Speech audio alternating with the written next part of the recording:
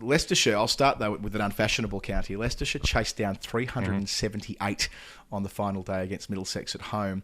Thanks to Marcus Harris, Victorian Marcus Harris, 185, batting in the fourth innings. Fair effort that. Colin Ackerman, 126 not out. They got there easily in the end. They won by 5 wickets. It confirms that Middlesex won't make the first or second division under Peter Hanscom. He made a couple of starts this week at 20-odd and a 30-odd, but it's been a real struggle for Hanscom with the exception of the 70 he made at the Oval last week. At the Oval, Geoff, you'll hate to learn that the Freaks got beaten up pretty bad. Gloucestershire had their first real bad performance of the season. Channel the spirit of W.G. Grace. Cheat until you win. That's Eddie Guerrero, cheat to win. WCW fans out there. Surrey made 473. Amler 173, so his second big century of the season. They lost by an innings. How's this though? Dan Moriarty, who played a couple of games in the Bob Willis Trophy last year, slow left arm spinner, hasn't played this year. He's taken 4 5-wicket hauls in his first 5 innings in first-class cricket, which is pretty handy. So given the pitches will get presumably flatter and harder through the second half of the year, he might get a bit more of an opportunity. I mentioned... How good would it be if we could time travel players and Dan Moriarty could bowl to Percy Holmes? Oh, yeah. You could have... We should play that game on Storytime, actually. Literary figures to whom. Speaking of Aussies battling, Travis Head, 0-1 for Sussex in their loss to Northants. I don't think Travis Head's made it to double figures yet, so that's not going well for him down at Hove. We talked briefly about Haseeb Hameed before. He was able to play this county round, even though he's been called up. That they gave him permission to play for Notts. He made 39 and 2, but they lost after winning 3 on the trot, so they've given away top spot to Essex. It's a bit of a logjam there. So Essex on 107, Notts on 102, and Warwickshire on 100. And in a competition where you get a lot of points swirling around in each game, that means that they're essentially even with a couple of rounds to go. Essex thumps Durham. Peter Siddle, 6 more wickets, Geoff. So 2 big games in a row for Sids. He's back in town. And last but not least, the game I was doing for Sky Cricket at Manchester, the Roses game, one for the ages. You look at the scorecard and you see that Lancs won by an innings, but they got there with 20 minutes to spare. One of those crazy sort of final days, men around the bat. It's the first time that Lancs have won at Old Trafford against Yorkshire since 2000, and their 1,000th win in Championship cricket as well, so a bit of history for the club. But yeah, that final day with Saqib Mahmood reverse swinging it. Geoff, watch out for Saqib. He bowls 90 mile an hour and reverses it. Watch this space there. I reckon he'll come to Australia in the extended squad, and they'll just have him in their back pocket. That's a very handy player to have in reserve. Likewise, Matt Parkinson, who was in the bubble in Sri Lanka and India for like 4 months, didn't play a single game. He bowled beautifully into the rough on the final day. I don't know, finger spinners don't do too well in Australia, do they? If you're not Nathan Lyon, finger spinners tend to struggle. There'll be a temptation and a worthy one to play Parkinson in Brisbane, I would say, later in the year. But I suppose if they're going to do that, they'll probably want to get some Test cricket into him between now and then. One other nice moment with Josh Bohannon, who made his second first-class century. I was on comms at the time, but I had text from Maxie, who was following it very, very closely, because he's been mentoring Bohannon when they played at Lancs together a couple of years ago. They're close mates, but yeah, he was riding it all the way from hotel quarantine, watching every moment of that. So good to see the young man play a chanceless innings, made about 120-odd not out. So that's the end of the county round as we saw it. And just quietly, you were doing that game on the tally, and you were probably enjoying yourself, weren't you? It was good. Yeah, it was a lot of fun. A wonderful week up. I've never done a Roses game, doing a Roses game and getting to work with those brilliant broadcasters at Sky, it's always a privilege. So, that's been a lovely thing to do in the last month or so. And that's probably enough from the County Championship for now. There's one more round in this block this week, and then they move to the T20, Blast, and the 100 and all the rest, and we get another round, a couple of rounds in mid-July. Geoff, before we sign off today, we received some good news this morning via Tim Wigmore's reporting in the Telegraph over here, that the World Cup in 2027, that's the Men's 50 Over World Cup, I should say, looks as though it's going to be played exactly as we hoped, with the format that we were talking about, around 14 teams a couple of months ago when Wiggy first broke the story that they were looking to expand it again. It looks as though they're going back to the 2003 model after a consultation where they looked at 2015, 2019, and they've looked at this and said, this was the best model. That's exactly what we were saying. Well, the other thing that it means is that Kenya is heading to the semi-finals. Come on, Kenya! Finally. Can you dig it? Yes, you can. I mean, this is this will not satisfy everybody.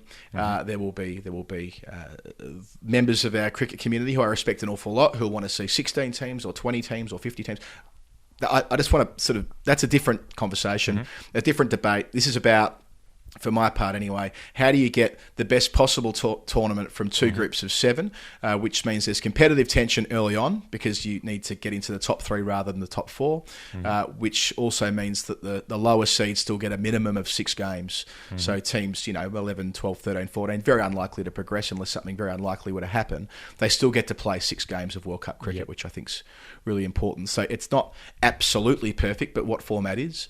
But at least that ticks a lot of boxes, I think, and the carryover points that were improved from 99 to 2003, which should mean that when, say, Australia play India in the group stage, it matters then, but it also matters down the track as well. You can't afford to sort of take games lightly. There is no dead rubber, as South Africa found out the very hard way in 1999.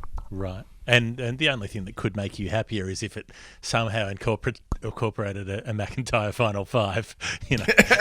That's what would really put Adam Collins over the edge. That's instead of the Super 6, we go to the McIntyre Final 5. I don't know how we'd pull off the seedings there, but yeah, okay, that's an option as well. But it feels like you wrote this. It feels like somehow, the ICC said, Adam, can you just work out something for the 2027 World Cup? And you're like, absolutely, I have a plan in mind. I've written 3,000 words for the Night Watchman about it. Here it is. No, it is good. I didn't think it would play out this way. I thought they would look at a model which incorporated something along the lines of what we've seen in the IPL in recent seasons. But yeah, I'm glad this is the way. Again, there'll be critics of this. There always will be. That's the nature of these conversations. There'll be perfectionists out there. There'll be, but this isn't about that. This is about. It feels pretty good. It feels like with a situation like this, you get. You get your Zimbabwe and Bangladesh in there without the risk of them being squeezed out as they've been at risk at before. I mean, Sri Lanka's not going too hot on the one-day rankings at the moment, for that matter. You get your sort of next level in terms of Afghanistan and Ireland, and you still have a couple of spots for the up-and-comers from down the leagues. There's enough breadth there. And the one point that always gets misrepresented is that if you have lower ranked teams, you're going to have mismatches, you're going to have blowout games. Statistically, I mean, I've looked at this in granular detail at times.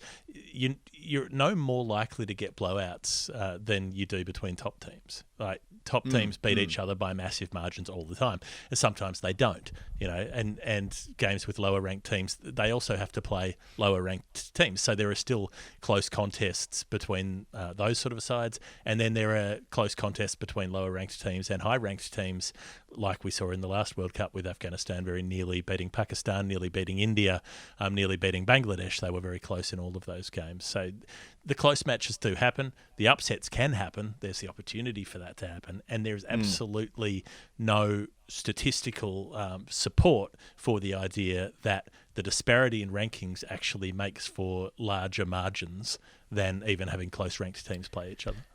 Yeah, I agree with all of that. And the other point here is that with 14 teams, you're guaranteeing 6 games. The 2007 format with 4 groups of 4, that guaranteed 3 games. So that was a problem on 2 fronts. One is that the associate nations who were playing didn't get that same level of, 3 and out. You have 1 game rained off. That means, at least with 6 games, it's twice as many by definition. Yep. And look, rain's always a factor with cricket. You could end up getting the rough end of that if you're a big nation as well. We've seen that in tournaments over the years. So that's one part of it. And the other shortcoming of 2007, of course, was that you could get bundled out in 3 games if you're a big nation as well, which had commercial commercial implications, and we can't sort of divorce ourselves from the reality of which we live in. We can't pretend that India getting sent home after 3 games didn't pose a significant problem. In this scenario, India are guaranteed 6 games, and in all probability, so long as they make the top 6 or the top 3 in their group, they go on to play 3 games in the Super 6, which is 9. And then there's the global overall figure. The 2019 World Cup had 49 games. I think this means 54. So we're not talking about shitload more games to facilitate an in-between step. Yep. Nor are we saying that we need to reduce it back to sort of 40 games, which the rights holders would never agree to. So it seems to tick that box as well, that there'll be a few more games. It might mean, per Wigmore's article, that there will be more double headers. Okay, is that a problem? I don't think so. I never thought that the double headers in 2019 or 2015, for that matter, posed a massive issue. Where especially when you can structure it with a day game and a day-night game or something like that. That felt pretty okay. So it shouldn't mean that the length of the competition is extended, which was a problem back in 2007 as well, or at least a perceived problem. So I think it's overall it's a really positive outcome, and hopefully that's where they land when they make the decision later in the year. I mean, doubleheaders should be able to work with one game being a day game and the other being a day-nighter, and make sure that you have 4 hours of breathing space between the start of one and the start of the other. That should work, and it means you've got less opportunity for the one game that day to be a dud, because you've got two possibilities of there being a better game. And if it does go a bit longer, that just means more Final Word daily shows for you and me. I think we would have been hospitalised had there been 4 more days of matches in 2019. Yeah, it was 46 days, I know, because, Geoff, you kindly posted the video that we recorded at the front of Lords when the World Cup was decided in 2019, when we're both hysterical, really, with the whole thing. But I don't expect that it would mean it would last any longer, just that they would crunch a few more games in, 5 more double headers, no concerns there. Geoff, on that good note, or that positive note, let's wind up the show for today. Thank you to Dan Brettig for coming on and filling us in on all matters CA. Thank you to ZOLEO for being with us and being a fine supporter of the Final Word for a long period of time. Likewise, our patrons, we've passed 614 comfortably in the last few days. Although it being the 1st of June, we might now drop below 614 again. That is entirely possible, but maybe we'll have the buffer. Maybe we won't. We'll find out in a couple of days. Update your credit cards. If your credit card's expired this month. If your credit card's expired... Yeah, update it. You get a prompt from Patreon when that does happen, but if it falls between the cracks, you'll get an email from Geoff or I saying, hey, your credit card's expired. You can update it here. Something like that.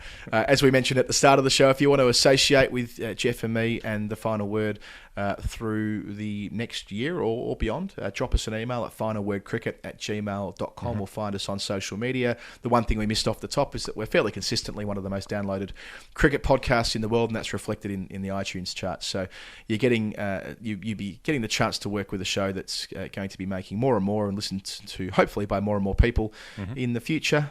Thank you to Bad Producer Productions for getting us on the park twice a week with the weekly show, and then Storytime. That's coming up on Saturday. DC, you're an absolute gem. Likewise, Astrid and Jay.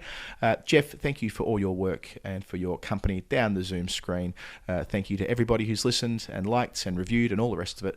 We'll do it all again on Storytime on the weekend. Bye for now. Blue Heaven.